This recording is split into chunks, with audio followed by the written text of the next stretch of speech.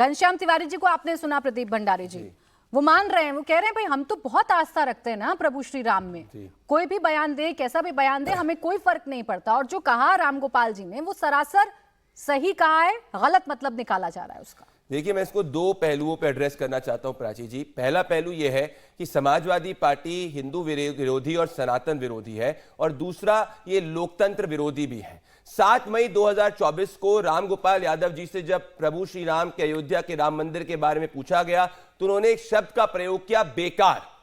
तो इनके लिए मंदिर जो है वो बेकार है, या आप पास में उठा के अपनी आर्काइव में देख सकती हैं, तो पास में रामगोपाल यादव जी ने यह स्टेटमेंट दिया है। दूसरी बात, ये पहले कहा करते थे कि भाई मंदिर जाएंगे मंदिर जाएंगे। अभी तक ना राहुल गांधी मंदिर गए अयोध्या में, ना अखिलेश यादव मंदिर गए अयोध्या के अंदर। और प्रभु श्री राम ने Bharatiya Janata party lead NDA को तीसरी बार ऐतिहासिक बहुमत दी है। पर मैं राजनीति के विषय से नहीं लेना चाहता हूं, मैं ये बात करना चाहता हूं प्राची जी कि ऐसा क्यों होता है कि अगर एक जज अपनी आस्था जब उसकी हिंदू के पक्ष में होती है, उसकी हिंदू आस्था होती है, तो इसमें इस तरीके के बयान दिए जाते हैं। एक तरफ में चीफ जस्टिस थे, एक जज थे दत्तू जी, वो दरगाह में गए थे 2015 में, तब किसी ने विरोध नहीं किया था, और करना भी नहीं चाहिए। हर जज को उसकी आस्था की बात होती है, और आस्था का पालन संविधान जिसको लेके घूमते हैं उसका अधिकार है।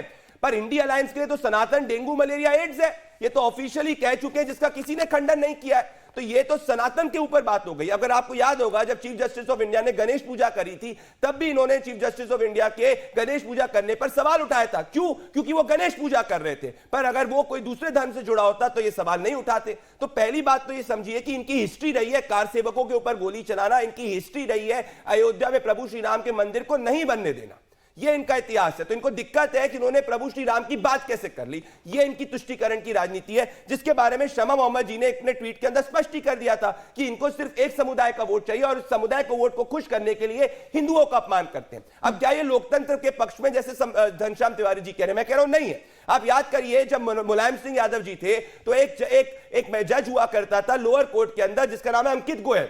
उनको मुलायम सिंह यादव जी की सरकार ने अपने घर से खाली करवा दिया था, क्योंकि उन्होंने मुलायम सिंह यादव जी को समन दिया था एक केस के अंदर। और ये बात करेंगे लोकतंत्र की, इन्होंने तो इमरजेंसी लागू करी थी। और 10 सेकंड का समय लूंगा, जब कांग्रेस पार्टी सरकार में हुआ करती थी, एक फेमस केस था केशवानंद भारती केस, और जिन जजेस ने केशवानंद भारती केस के अंदर संविधान को प्रोटेक्ट करने की बात की थी, इंदिरा गांधी ने उनको चीफ जस्टिस नहीं बनाया था, और 4th सीनियर मोस्ट जज को बनाया था, और 3 सीनियर मोस्ट जजेस को रिजाइन करना पड़ा। लोकतंत्र विरोधी है, अखिलेश यादव भी कह रहे हैं, घनश्याम तिवारी जी भी कह रहे हैं कि भाई हम सीजीआई का सम्मान करते हैं, बहुत सम्मान करते हैं, दोनों ये बात कह रहे हैं। हाँ, बयान को वो मानने को तैयार नहीं है। अब तहसीन पूनावाला जी, कुछ बयान मैंने सुनवाए थे, आपने भी सुने होंगे सर, नहीं सुने होंगे तो मेरे पास पूरे बयान का खाका है, मैं पढ़ के बता भी सकती हूँ।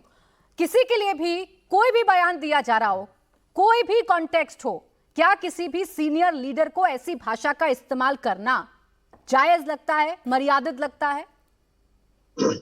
प्राची जी, अवल तो आपके शो में मुझे शिरकत करने का मौका मिला, इसलिए आपका शुक्रगुजार हूं। सभी दर्शकों को, फेलो पैनलिस्ट को नमस्कार। 2 या 3 चीज मैं कहना चाहता हूँ। सबसे पहली बात कि हमारे संविधान के पहले 4 अक्षर है, हम भारत के लोग, ना कि कोई प्रधानमंत्री जी, विपक्ष के नेता, राष्ट्रपति या सीजीआई। तो हम किसी की भी आलोचना कर सकते हैं, लेकिन आपकी बात से मैं बिल्कुल इत्तेफाक करता हूँ। आलोचना किन शब्दों में होनी चाहिए?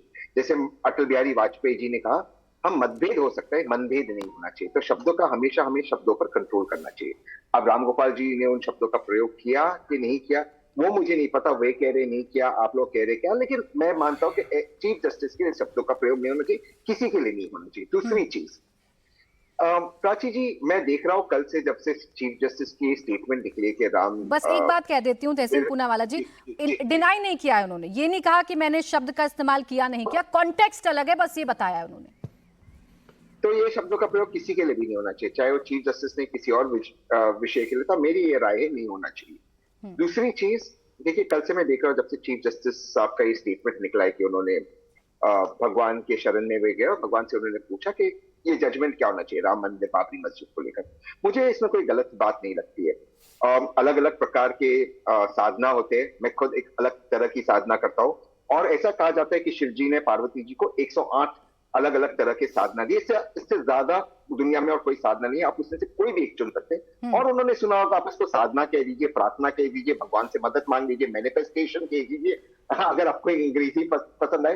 पर हर व्यक्ति किसी न किसी चीज पर होल्ड ऑन करते हैं। तो अगर उन्होंने होल्ड ऑन किया, शायद पता नहीं उसी साधना में, उसी मेडिटेशन में, उसी प्रार्थना में, देखिए आपने बड़ा स्पष्ट कहा और मैं चाह रही थी ना सर, ये स्पष्टता राजनीति में भी नजर आती। अलायंस में कांग्रेस है समाजवादी पार्टी के। मेरी एडवाइस ले प्राची जी, ये लोग तो ये चुनाव नहीं हारेंगे, बट नहीं लेते मेरी एडवाइस। अब क्या करें, छोड़ दो। अब चलिए।